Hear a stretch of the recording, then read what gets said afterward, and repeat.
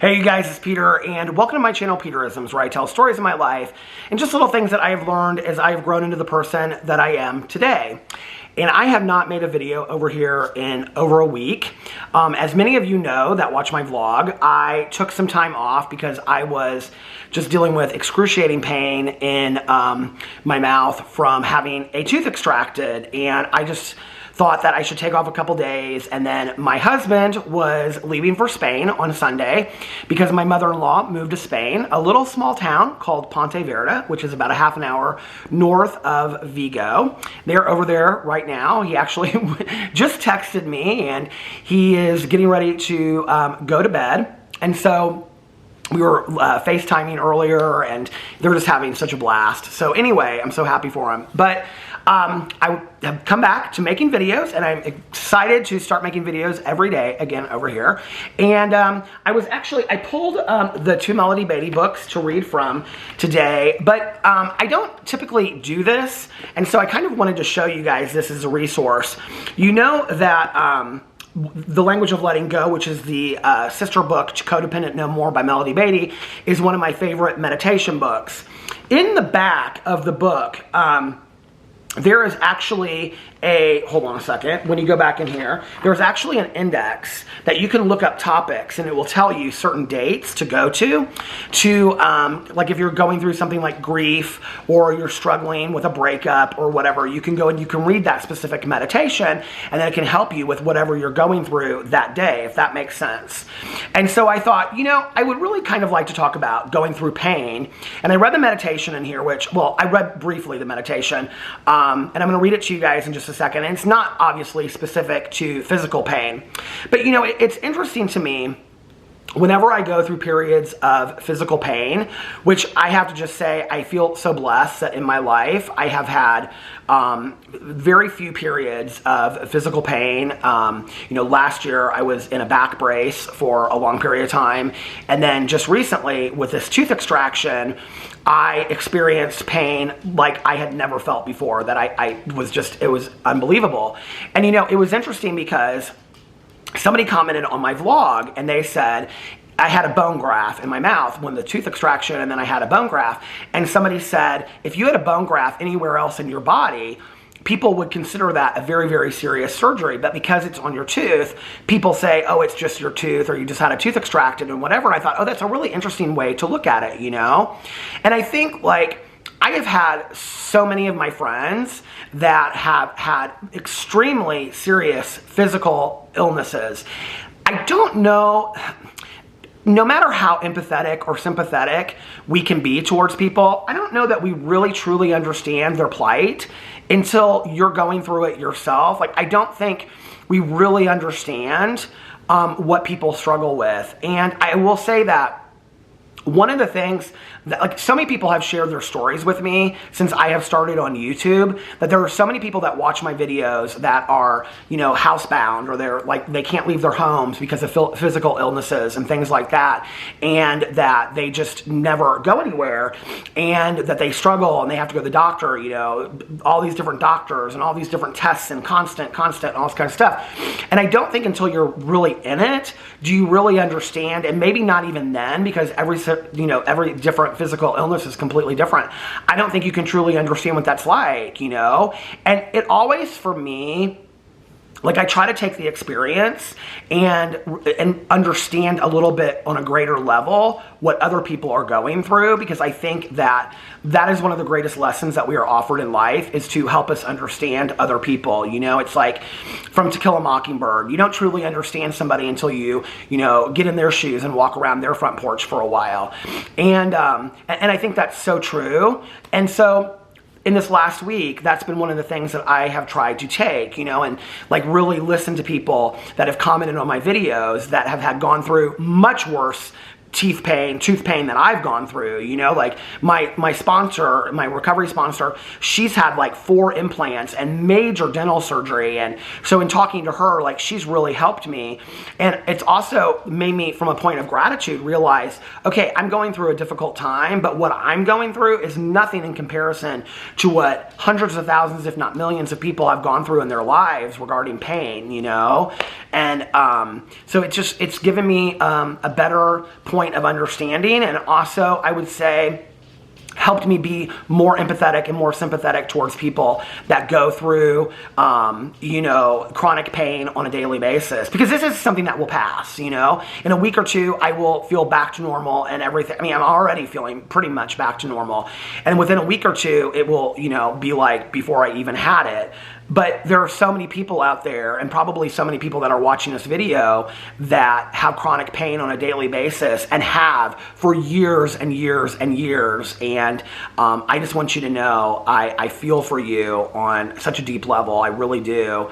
And so many people have shared with me their stories, and they've written letters to me, and they've sent me long emails sharing their experiences of dealing with chronic pain. And I really think it's a discussion that we're kind of afraid to have in our society. You know, it's like, I think people don't know what to do with that when people have chronic pain. It's like other people outside of that don't know what to say other than, oh, I'm so sorry, or is there something that I can do for you, instead of trying to really understand where that person is coming from, because it's difficult, like I said, unless you're in it or you've experienced it yourself. You don't really understand that, you know. And I don't know, for me, it just makes me really feel so much for people that go through chronic pain. So if you're somebody that is going through chronic pain out there, just know I'm praying for you, and I'm trying to understand on a better level what that might be like. You know, so I don't know, and I feel like we have to be able to have better advocacy for it as well. But I went in here and I looked up a meditation. I just looked up pain, actually, and there were a couple meditations. And this one isn't, it's a long meditation. It's not really anything to do, it's a very long meditation. It's not really anything to do with physical pain, but just pain in general in life. So let me read this meditation. It's from September 8th, and it's called Stopping Our Pain. Some of my feelings have been stored so long they have freezer burn from beyond codependency. There are many sources of pain in our life. Those of us recovering from adult children and codependency issues frequently have a cesspool of unresolved pain from the past. We have feelings, sometimes from early childhood to the present, that either hurt too much to feel or that we had no support and permission to deal with. There are other inevitable sources of pain in our life too. There is the sadness and grief that comes when we experience change, even good change, as we let go of one part of our life and begin our journey into the new. There is pain and recovery as we begin allowing ourselves to feel while dropping our protective shield of denial.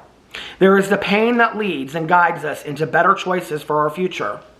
We have many choices about how to stop this pain. We may have experimented with different options. Compulsive and addictive behaviors stop pain temporarily. We may have used alcohol, other drugs, relationships, or sex to stop our pain. We may talk compulsively or compulsively focus on other people and their needs as a way to avoid or stop our pain. We may use religion to avoid our feelings. We may resort to denial of how we are feeling to stop our pain. We may stay so busy that we don't have time to feel. We may use money, exercise, or food to stop our pain. We have many choices. To survive, we may have used some of these options only to find that these were band-aids, temporary pain relievers that did not solve the problem. They did not really stop our pain. They postponed it. In recovery, there is a better choice about how we may stop pain. We can face it and feel it. When we are ready, with our higher power's help, we can summon the courage to feel the pain, let it go, and let the pain move us forward into a new decision, a better life. We can stop the behaviors we are doing that cause pain, if that's appropriate. We can make a decision to remove ourselves from situations that cause repeated similar pain. We can learn the lesson our pain is trying to teach us. If we are being pelleted by pain, there is a lesson. Trust that idea. Something is being worked out in us. The answer will not come from addictive or other compulsive behaviors. We will receive the answer when we feel our feelings. It takes courage to be willing to stand still and feel what we must feel. Sometimes we have what feels like endless layers of pain inside us. Pain hurts. Grief hurts. Sadness hurts. It does not feel good. But neither does denying what is already there. Neither does living in a lifetime with old and new pockets of pain packed, stored, and stacked within. It will only hurt for a while, no longer than necessary to heal us. We can trust that if we must feel pain, it is part of healing, and it is good. We can become willing to surrender to and accept the inevitable, painful feelings that are a good part of recovery. Go with the flow, even when the flow takes us through uncomfortable feelings. Release, freedom, healing, and good feelings are on the other side. Today, I am open and willing to feel what I need to feel. I am willing to stop my compulsive behaviors. I am willing to let go of my denial. I am willing to feel what I need to feel to be healed, healthy, and whole. And like I said, that doesn't really apply to physical pain, but I do think it's interesting because I think like with me just in the last week, and I'm just going to use this as an example, you know, I felt a lot of self-pity, honestly, and feeling sorry for myself and what I was going through. And, you know, I wasn't like vlogging or whatever or talking in videos, but like when I would vlog before that, I was talking a lot about the pain. And even coming back last night, I talked a lot about the pain. And I was telling my friend Tanya, because she was you know, my friends have called me every day and asked me how my tooth is going. And Caroline, my cousin, has asked, and I just got off the phone with her not too long ago. And, you know, it's like I said to Tanya the other day, I said, I'm almost kind of tired of talking about it, honestly. Like, it's like, what more can I really say other than, yeah, I'm in pain, you know? But I think to some degree, internal pain, emotional pain, spiritual pain that we have felt for a long period of time. And, you know, there's a word that we use in recovery, which is justifiable anger. And what that means is that we are angry about things that have happened to us that are justified. You know, there's a lot of things in this world that we get angry about or upset about that we can be justified to be angry about anything, right? But there's a lot of things in life that happen to us that are kind of small things that maybe our anger response to that is unwarranted. But then there are things that happen to us as far as like maybe in our childhood, like abuse or neglect, you know, or in relationships like abuse or neglect or, you know, betrayal or things like that, whether they're romantic relationships or whether they're friendships or whatever, that hurt us on such a level that we feel such emotional pain over it. The problem is we hold on to that pain, and then that pain turns into resentment. And we are the ones that end up suffering from that, you know, in the long run. And that's where this meditation is talking about the need to feel the pain, the need to allow ourselves to feel it and process and go through it, you know. It's this idea of this analogy that I used to use back in the day when I would say it's like going on a road trip, right? And in the distance, you see that there's like this black skies ahead, right? And you know it's going to be like this heavy rainstorm, and you're so scared to drive through it because it's going to be so bad. And you start getting into it, and it starts raining a little bit, and you grip the steering wheel tighter, and then all of a sudden, it's like cars are pulling off on the road, they're getting off, and it's just you, and you're like out there, you know, and it's like the rain is really coming down, and you think it's never gonna stop, it's never gonna stop, and that's when you're in the middle of pain, right? That's when you're like stepping into the pain and allowing yourself to feel it. You think it's never going to stop, that it's just gonna be with you for the rest of your life, you know? And then it's like when the storm, you think it can't get any worse, it gets even worse and harder, and then the hail starts coming, you know?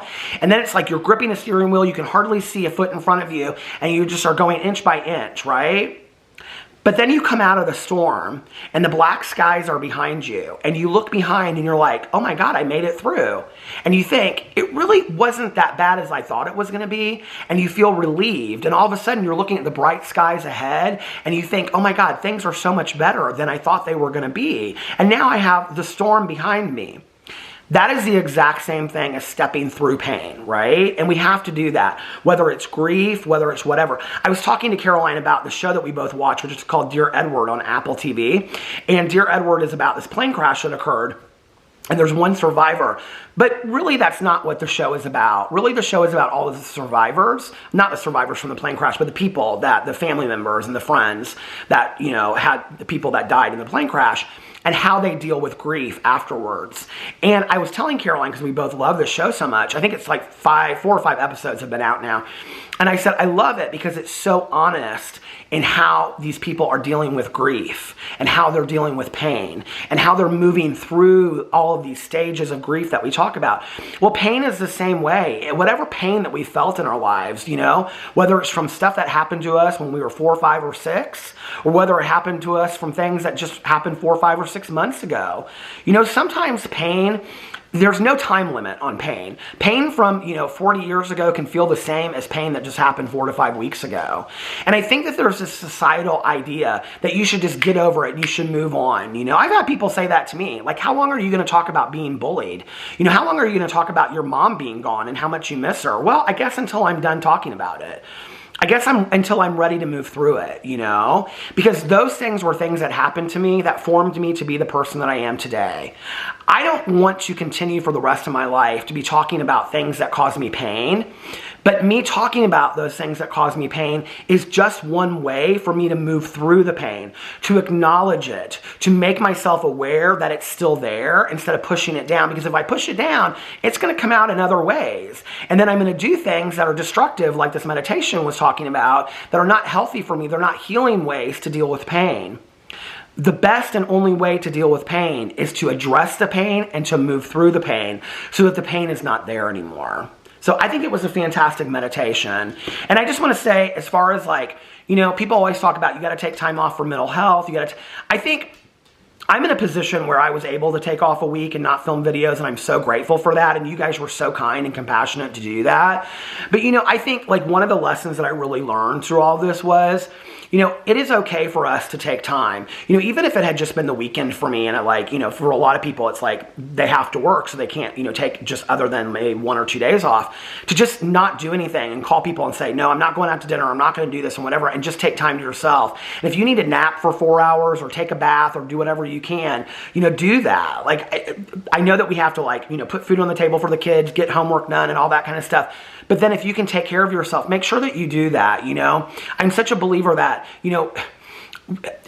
I got this coin when I got out of treatment, and the coin on the back of it said, we must first be of value to ourselves before we can be of value to other people or to somebody else. And I think that's so true. We have to take care of ourselves first before we can be helpful to other people, because if we're not taking care of ourselves, we're not any good for anybody around us, And that starts with helping and healing ourselves. And one part of that is healing our pain. I love you guys, and I hope that you enjoyed that meditation as much as I did, and I will see you tomorrow. Bye.